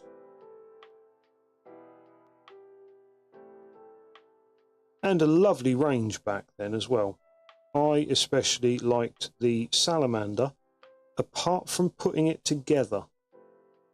That is the biggest pile of bullshit I have ever come across. I don't remember reading out about 6th edition army books. Yeah, I imagine you probably started in 6th edition then. Yeah, the Salamander was utterly the worst model for putting together. It had such enormous gaps in it.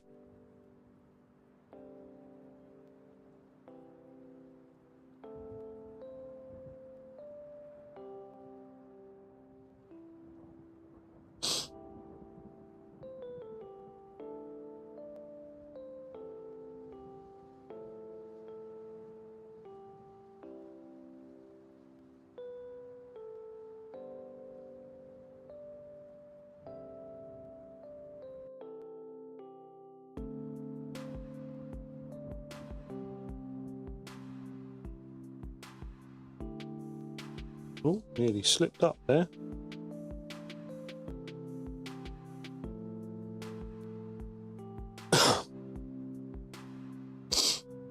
Vampire bats know how to share blood, and remember, if you don't, they'll regurgitate blood to feed starving colony mates. And if one bat refuses to share, the others will remember. Oh, okay. So if that bat refuses to share, he's not getting a share next time. And hi, welcome Remnant of Chaos. Welcome back to the chat with your... hang on. What was it last time? Yeah, yes, yeah, absolutely.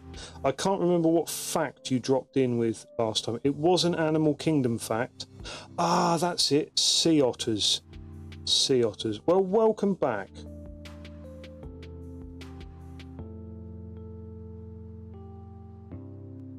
Yes, sea otters and their depressing status.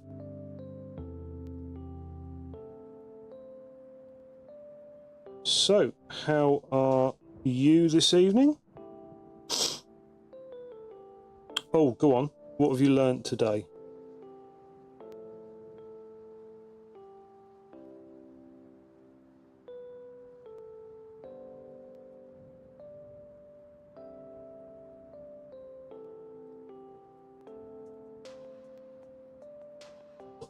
Oh, right. This is going to be the last little bit of painting this evening. Get this colour down. Because my back is really, it has been quite a painting heavy session. Not surprising. I'm picking courses for my master's degree after summer, and one of them is environmental law, and apparently it's taught by my sister. Okay, well that's, I mean, probably a bit handy. Is it frowned upon? Are they going to notice and mark it as a conflict of interest?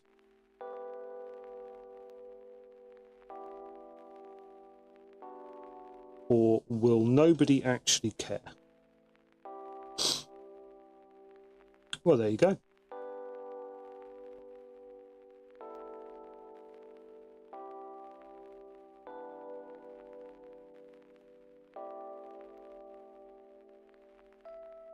So what, I mean, are you going to have an advantage if your sister is teaching it? Is it going to be something that, you know, she's going to indulge you and let you backslide and put in shoddy work? Or is she going to treat you like absolutely harder than any member of the class?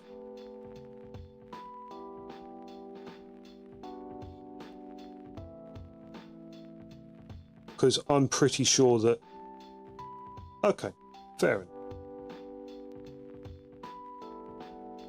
enough. I'm pretty sure that, you know, if it was me or my brother, we would absolutely be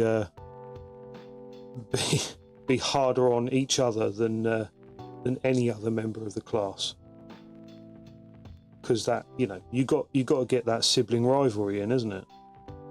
And if you happen to wait like 30 years or however long it is before that sibling rivalry gets an opportunity to pay off, as in suddenly you're responsible for pass fail of your sibling,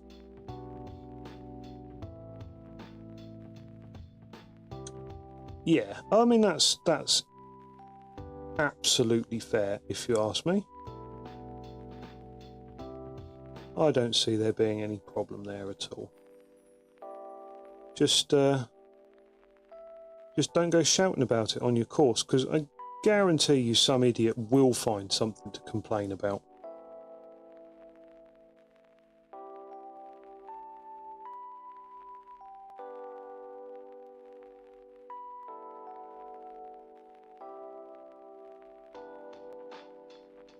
Right, that is the last little bit of that blue that we're going to do. Yeah. Hey. Rinse out the brush.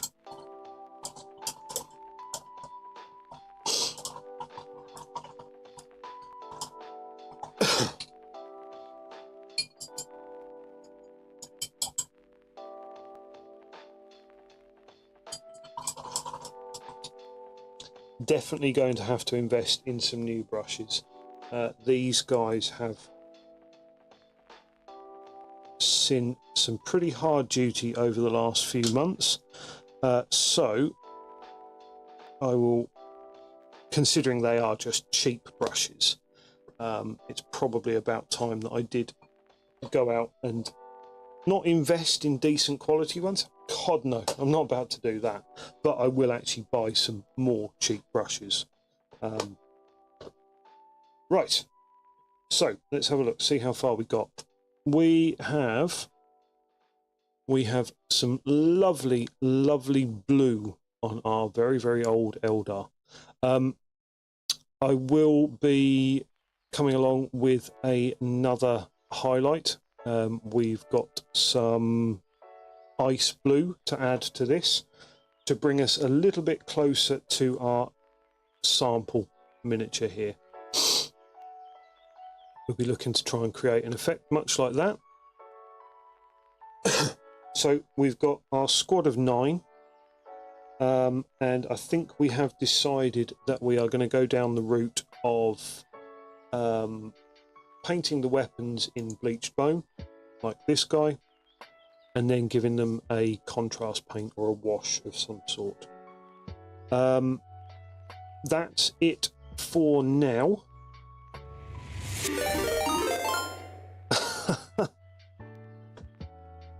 Mediocre Hobbies, welcome to the stream. Thank you very much for the raid. No, sorry, I continue to refer to it as bleached bone. I'm not actually sure if I have got any bleached bone anymore. I think I've lost bleached bone over the years. Thank you very much. Welcome in raiders. White Wolf, thank you very much for the follow. Ashley Gibson, much appreciated. Thank you very much. Rather typically, I just about called time on the stream. Mediocre Hobbies, how was your stream? I've caught a couple of yours now.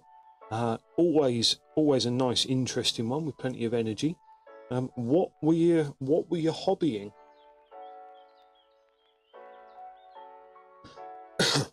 So yeah, we've got. I have to stay.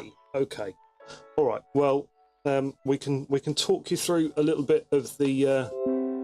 Oh, hang on, we've got an update here. What are you doing? Go away. Death Guard Terminators. What newish ones? Oh, excuse me.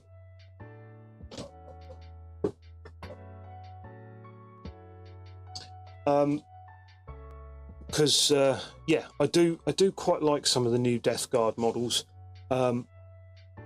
Unfortunately, I'm not allowed to properly like them because the all of my hobbying has to be grognardy and complaining about the current crop of models and insisting that stuff from 30 years ago is way better. When we all clearly know that it's not. It's just simpler and rose-tinted goggles. So yeah, Death Guard Terminators. I'm keen to see how they're coming along. Hopefully, you'll be doing them again on another stream fairly soon, and I can catch that. Yeah. So the project that we're doing is a Eldar Guardian army. Built to 2nd edition rules. So we've got a bunch of 2nd edition and adjacent Guardian models that we are going to be painting up in an Alatox scheme as per our sample model here. We've painted this one, and I'm quite pleased with it actually. It's probably one of the better paint jobs that I've ever done, and I've gone and put it on a plastic Guardian of all things. So that's what we're working towards, and we'll be working across the entire army. We've got our lasgun arm squad, we've got a shuriken catapult squad, we have a heavy weapon platform for each of them. We have 2 squads of scouts, and then we have a Viper and a War Walker, all led by a Farseer. And the idea is it's a 2nd edition legal Guardian citizen levy army, because they talked about it in the 2nd edition codex that all Eldar were trained to be Guardians. So that's the idea, that's what we're going with. Then my plan is adding in models, we make it legal for 3rd edition, 4th edition and so on, and progress the army that way, which is probably never going to happen, but that's hopefully what we're going to end up doing. Whilst I do appreciate all the raiders.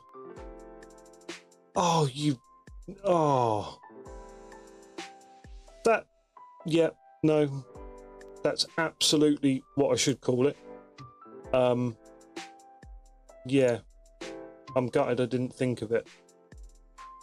Moon Cannon, thank you very much for the advice. Yeah, definitely Citizen Kane. It should be. I can't believe I missed that. Whilst I do welcome in all the raiders, I am on a very tight schedule and I do need to be up at about 5 o'clock tomorrow. So well, in fact, I've got to be out the door at about 5 o'clock tomorrow. So I really appreciate it. That is going to be a wrap up for the stream. I'm not going to bounce you guys about to another channel. So you're going to have to fend for yourself, because I do think it's a little bit of bad karma to get bounced with a raid and then send you all off to somebody else and look like I've just had a really great stream with loads of people watching. But thank you very much for everybody who's dropped in. Thank you for the follows, guys. Thank you for the raids. We've had multiple raids on this stream. It's been a real blast entertaining you all. And I do hope you'll catch us on the next one. I'll go live tomorrow, 8 o'clock UK time, with more Eldar. Well, not more Eldar, the same Eldar, but more paint on them, hopefully. That's the idea. Thank you very much, guys. See you around.